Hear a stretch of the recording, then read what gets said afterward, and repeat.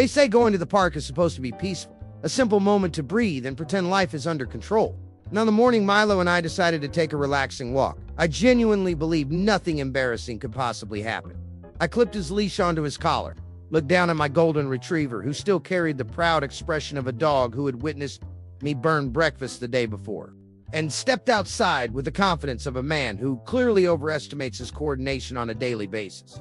The sun was perfect, the air felt fresh, and for once I thought the universe was on my side. Milo walked beside me with his little trotting steps, tail wagging like he knew exactly where we were going and I was just there following him. We entered the park through the main path, and I immediately felt like I had accidentally stepped into someone's wholesome morning routine montage. Parents pushed strollers, joggers passed by looking like Olympic athletes, old couples fed ducks with calm precision, the kind of calm I wished I had. Milo sniffed every blade of grass like he had been hired to inspect the entire park. Everything seemed peaceful enough that I relaxed completely, and that is usually the moment life decides to ruin me. As we followed the trail, I noticed a woman in a bright red jacket walking toward us. She raised her arm and waved enthusiastically. I blinked, confused, because she had that wide-eyed expression of someone greeting an old friend. She waved again, even bigger, and my brain, operating on 2 hours of sleep and zero dignity, convinced me she was waving at me. Without hesitation, I lifted my hand and waved back like we were main characters in a reunion movie scene. I even smiled. It was a big smile, a confident smile, a smile that had no business being on my face. 1 second later, reality hit me so hard I almost heard the Windows Air sound. The woman walked straight past me and greeted someone behind me with excitement that did not belong to me. My arms slowly lowered like a sad, malfunctioning robot. And Milo looked up at me with that judgmental golden retriever face that somehow always makes me feel like I disappointed a small council of dog elders. I cleared my throat and pretended nothing had happened, which fooled absolutely no one, especially not Milo. It's trying to recover. I guided us toward the big open field where people usually play frisbee.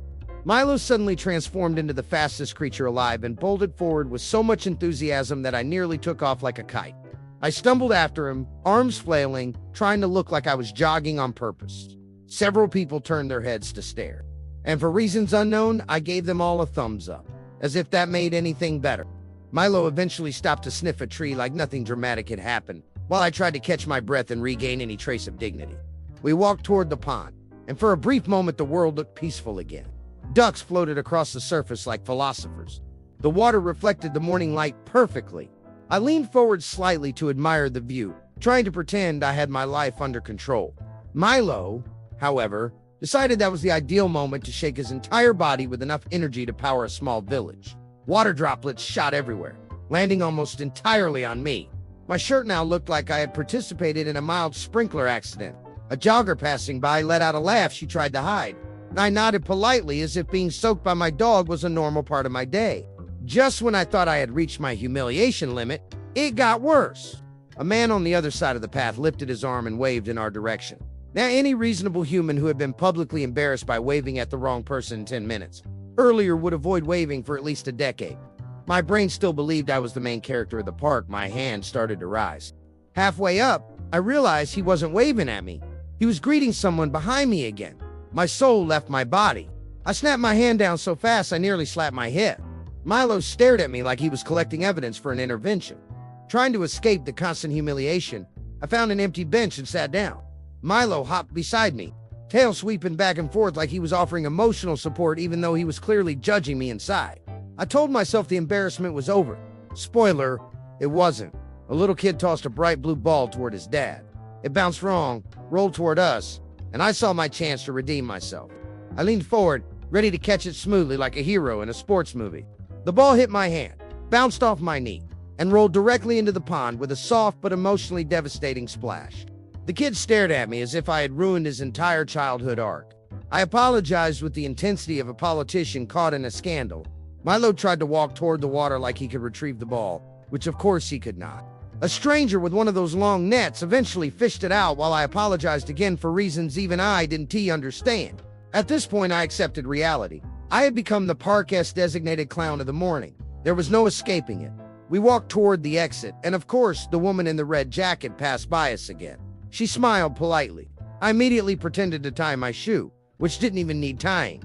Milo sat beside me wagging his tail like he was enjoying my downfall a bit too much. We finally left the park and headed home. The embarrassment slowly turned into laughter as I replayed the chaos in my head. Because honestly, who hasn't waved back at someone who wasn't waving at them? Who hasn't been dragged across a field by their dog? Who hasn't tried to catch a ball and somehow launched it into a pond instead?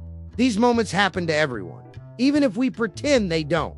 Sometimes chaos just follows you around, even on your calmest days. And sometimes that chaos ends up becoming your favorite part of the morning.